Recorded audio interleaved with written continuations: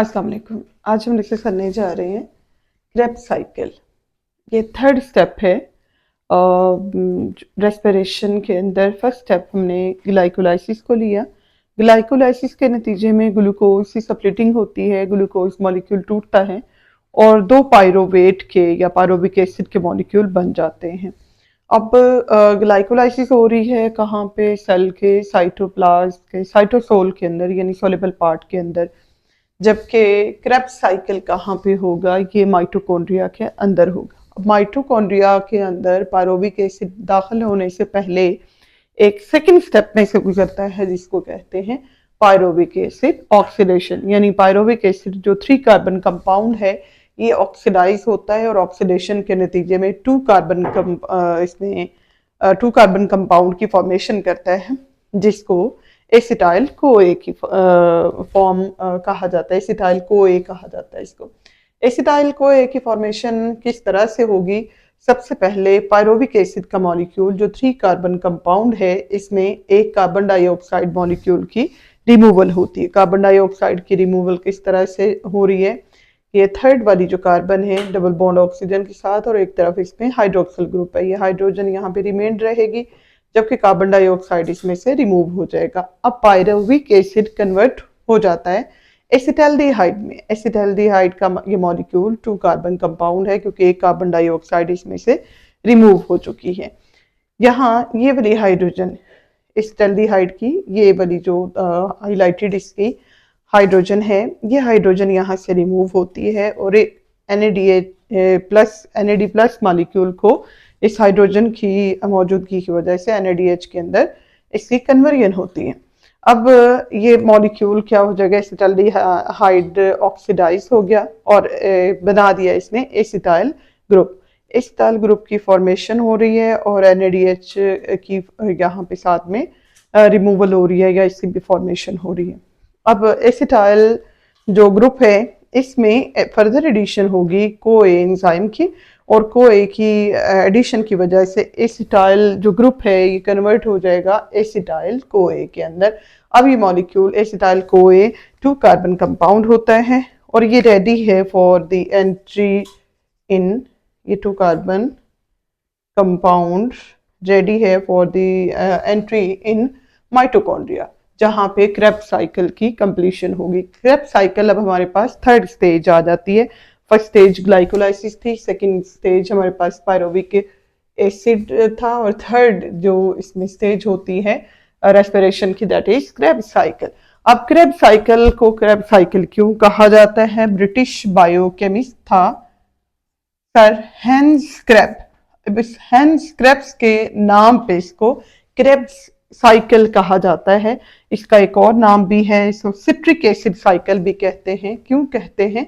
क्योंकि इस साइकिल के अंदर जो फर्स्ट प्रोडक्ट बनती है, वो इंटरमीडिएट प्रोडक्ट बनती है, वो सिट्रिक एसिड होता है जिसकी मुनासबत से इसको सिट्रिक एसिड साइकिल कहते हैं। बिल्कुल वैसे ही जैसे कैल्विन साइकिल को C3 साइकिल कहा जाता है क्योंकि इसके अंदर जो फर्स्ट स्टेबल जो कह लें कि इंटरमीडिएट प्रोडक्ट बनता है वो 3 कार्बन पर मुश्तमिल होता है और इसके अंदर ये 6 कार्बन वाला मॉलिक्यूल पहले बनता है, प्रोडक्ट बनता है इंटरमीडिएट जिसको सिट्रिक एसिड कहते हैं। तो सिट्रिक एसिड की फॉर्मेशन की वजह से इस साइकिल को सिट्रिक एसिड साइकिल भी कहते हैं और क्रेब साइकिल, क्रेब के हेंस क्रेब के नाम से इसको क्रेब साइकिल कहा जाता है। कहाँ पे हो रहा है? ये लोकेशन इसकी कहाँ है?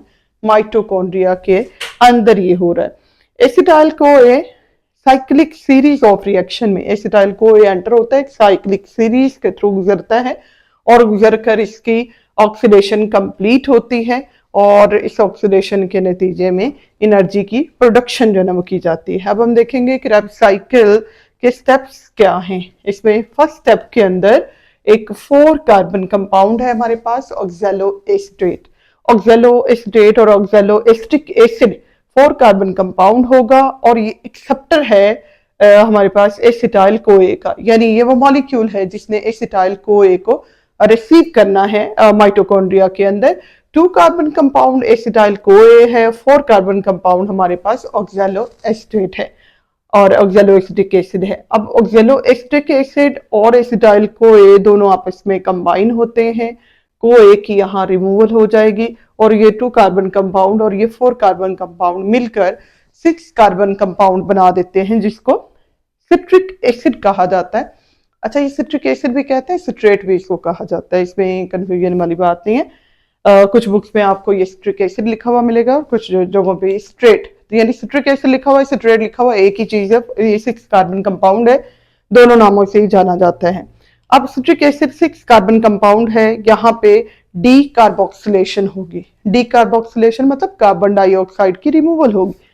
एक कार्बन डाइऑक्साइड का मॉलिक्यूल रिमूव होगा तो मतलब इन 6 कार्बन में से एक कार्बन कम हो जाएगी, पीछे 5 कार्बन मॉलिक्यूल रह जाएगा। अच्छा, अब इस कार्बन डाइऑक्साइड की रिमूवल के साथ ही इसकी ऑक्सीडेशन भी हो रही है, NAD प्लस कन्वर्ट हो रहा है NADH के अंदर, और इसके नतीजे में हमारे पास 5 कार्बन कंपाउंड रह जाता है, जिसको अल्फा कीटो ग्लूटारिक एसिड कहा जाता है और अल्फा कीटो ग्लूटारेट कहते हैं इसको।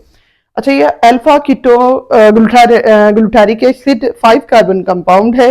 ये 5 कार्बन कंपाउंड फर्दर डीकार्बोक्सिलेशन में से ऑक्सीडेटिव डीकार्बोक्सिलेशन है, यानी ऑक्सीडेशन भी हो रही होगी और कार्बन डाइऑक्साइड की रिमूवल भी हो रही होगी। अगले स्टेप के अंदर फिर डीकार्बोक्सिलेशन है और ऑक्सीडेटिव डीकार्बोक्सिलेशन है। इस 5 कार्बन कंपाउंड में से एक कार्बन डाइऑक्साइड रिमूव हो जाएगी। अब 5 कार्बन कंपाउंड था तो रिमेनिंग रिजल्टिंग कार्बन कितने कार्बन वाला रह जाएगा? 4 कार्बन कंपाउंड। अच्छा, ये 5 carbon compound alpha keto glutaric acid में से एक कार्बन डाइऑक्साइड निकली, साथ में ऑक्सीडेशन हो रही है, NAD plus NADH plus H plus के अंदर कन्वर्ट हो रहा है। और इसके साथ ही यहाँ ये मतलब इसके अंदर एक इंटरमीडिएटरी प्रोडक्ट जो बन रहा होता है, यहाँ पे सक्सेनिक एसिड की फॉर्मेशन होती है, जिसमें CoA की एडिशन के साथ सक्सिनाइल CoA की फॉर्मेशन हो जाएगी। सक्सिनाइल CoA हमारे पास 4 कार्बन कंपाउंड है। अब सक्सिनाइल CoA जो कि सक्सेनिक एसिड और CoA की एडिशन से बना था, इसके अंदर जो बॉन्डिंग होती है वो हाई एनर्जी बॉन्ड है और इसको होल्ड नहीं रख सकता, इसको स्टेबल नहीं रख सकता, जिसके नतीजे में क्या होता है, एक ATP की फॉर्मेशन होती है, यानी वो जो हाई एनर्जी इसके अंदर बॉन्ड था वो उसमें से एनर्जी रिलीज होती है और ADP के अंदर इनऑर्गेनिक फॉस्फेट को ऐड करवाकर ATP की फॉर्मेशन हो जाती है। साथ ही इसमें CoA की रिमूवल भी होती है। तो सक्सिनाइल जो CoA था, CoA की एडिशन से बना था, रिमूवल हो गई तो दोबारा से ये क्या बन गया? सक्सेनिक एसिड बन गया, जो 4 कार्बन पर मुश्तमिल होता है। अब जो सक्सेनिक एसिड है ये फर्दर एक और मॉलिक्यूल के अंदर कन्वर्ट होता है, 4 कार्बन कंपाउंड ही है, फ्यूमेरिक एसिड।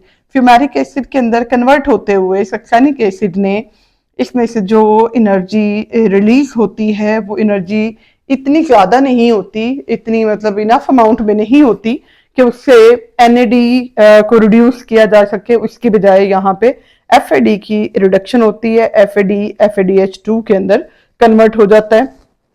अब FADH2 ने अपने अंदर जो एनर्जी स्टोर की हुई है वो NADH से क्या होती है,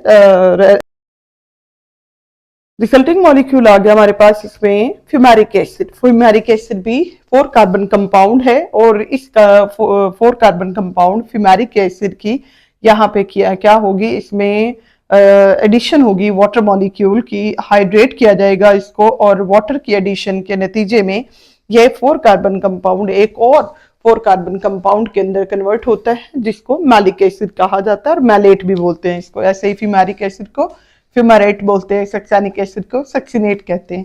तो मैलिक एसिड 4 कार्बन कंपाउंड है, कब बनता है? जब फ्यूमेरिक एसिड के अंदर वाटर मॉलिक्यूल की एडिशन होगी। अब मैलिक एसिड ने जो इनिशियल हमारे पास एसिटाइल CoA का एक्सेप्टर मॉलिक्यूल था ऑक्सैलो एसिटेट की और ऑक्सैलो एसिटिक एसिड की फॉर्मेशन करनी है, और इस फॉर्मेशन के दौरान जो इसके अंदर एनर्जी मौजूद होगी वो एनर्जी, और इसके अंदर स्पेशली हाइड्रोजन की एडिशन होती है, मैलिक एसिड से हाइड्रोजन की रिमूवल होगी और ये हाइड्रोजन इसमें ऐड होकर NAD प्लस को NADH के अंदर कन्वर्ट करेंगे और यहाँ एनर्जी फिर से क्या होती है, स्टोर होती है। यही एनर्जी यानी इसमें चाहे हम यहाँ पे जो है ना NADH की फॉर्मेशन देख लें, इस स्टेप के अंदर NADH की फॉर्मेशन देख लें यहाँ पे, यानी 3 हमारे पास यहाँ पे NADH के मॉलिक्यूल बनते हैं।